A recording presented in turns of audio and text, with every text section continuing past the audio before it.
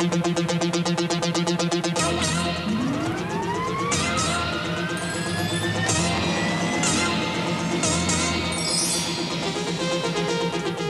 July 31st, 1979, Action News 5 added an important new element to its news team, Sky 5. Over the past 3 years, Sky 5 has been on top of the big news events, the downtown Raleigh fire, search and rescue missions, tornado damage reports, and the battle to contain the raging fires in the forests of North Carolina. That kind of dedication to bring the news to you first still continues today. Flying Sky 5 is the responsibility of veteran pilot Mike Allen. Sky 5 is a news helicopter, and that sets it apart from a conventional helicopter. It's a camera in the sky that approaches news coverage with a view you just can't get from the ground. Not only do we get the news stories faster, but through the latest in news gathering technology, we can show you an event live as it happens. We also cover more territory, and that means more news for you. Actually, Sky 5 is an extension of the TV5 newsroom. The reporter that is doing this story has just walked in. Let me see if I can... You know, I would like to get more information. This is where everything comes together, the newsroom. Throughout the day, producers and reporters follow developing news stories. They verify information, research the facts, check and cross-check sources, and from here, crews are given their story assignments. Some events can be taped for play during the newscast. Some require immediate live-from-the-scene coverage. Minutes count, and that's when Sky 5 really pays off.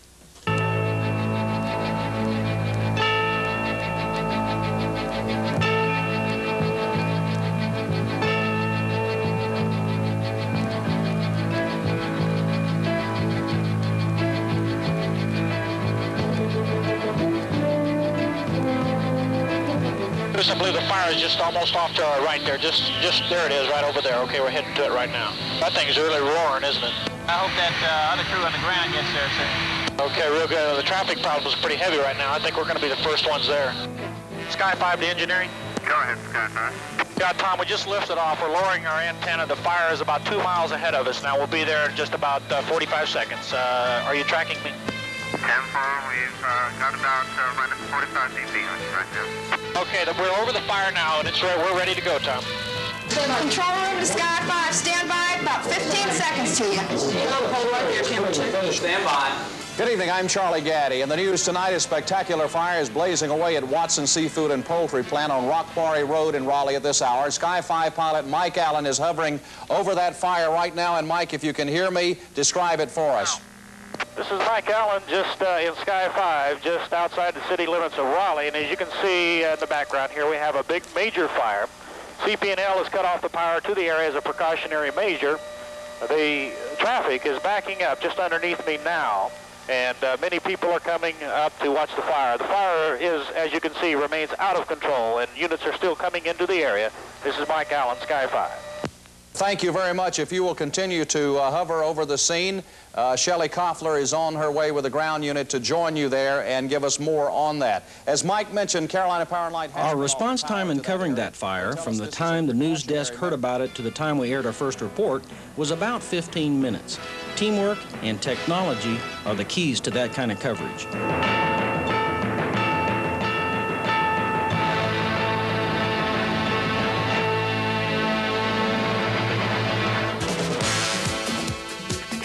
Aboard Sky 5, we carry state-of-the-art microwave equipment and 2 videotape cameras. In a sense, we're a miniature flying TV studio.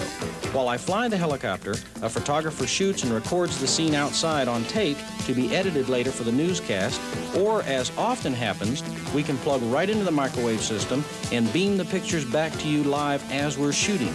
I just lower the microwave antenna, call TV engineering on the radio to establish the signal, and begin my report, all in seconds. Charlie, what we saw today, you couldn't see a lot of damage there, but the damage that did occur did apparently put the bridge out for possibly 2 to 3 weeks. In television, viewers want to see an event as it happened, and our viewers have come to expect that if something major is going on, Sky 5 will be there. It's a big responsibility that we accept, 24 hours a day, 7 days a week. Kinston Power, Sky 5. We're southeast now out of the area. Sky 5, good day, sir. Have a good day. There really isn't a story too far away for us to cover. There was a time when news coverage was dictated by how far a crew could travel by car and get back in time for a newscast. With Sky 5, the question of distance and time is not a problem. The ability to fly at 150 miles an hour puts Burlington, Rocky Mount, Wilmington, Fayetteville, and other cities well within our reach.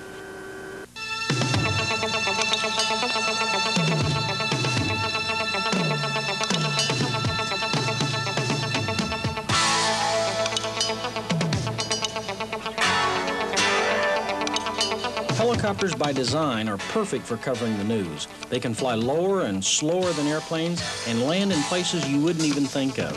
In fact, we keep Sky 5 parked on top of the building at the station so we can respond to a news story very quickly. There's more visibility in a helicopter, which makes it perfect for a photographer to shoot whatever he needs. Plus, we have the extra advantage of being able to hover, and that gives you a bird's eye view of whatever's taking place. Since I've been flying Sky 5, I've come across many interesting sights. It's really amazing how things take on a different look from the air.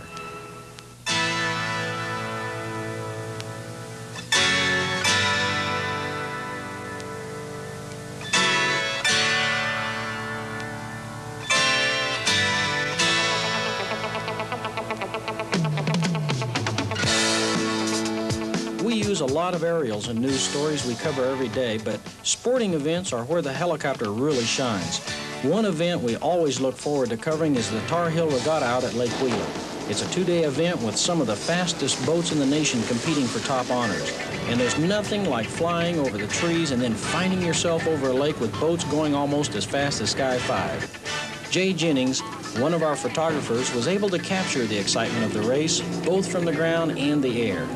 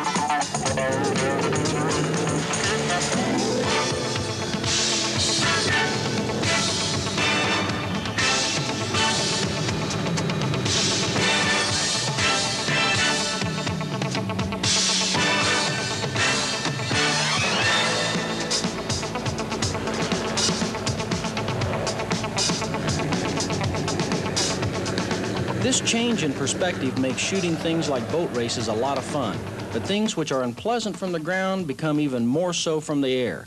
Miles of timberland engulfed in the flames and smoke of a forest fire look like a battle zone. Sometimes the smoke can rise as high as 2,000 feet, and the wind can spread flames across the ground at a rate of 20 or 30 miles an hour. It is really quite an awesome sight from the air because you can see the whole devastation at once. In fact, firefighters will sometimes board Sky 5 to look at the fire and then from our vantage point base their strategy to fight that blaze.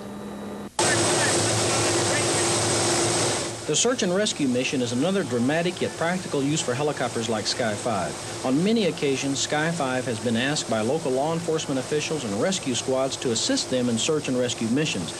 And these situations always require a total team effort coordinating rescue workers and concerned citizens.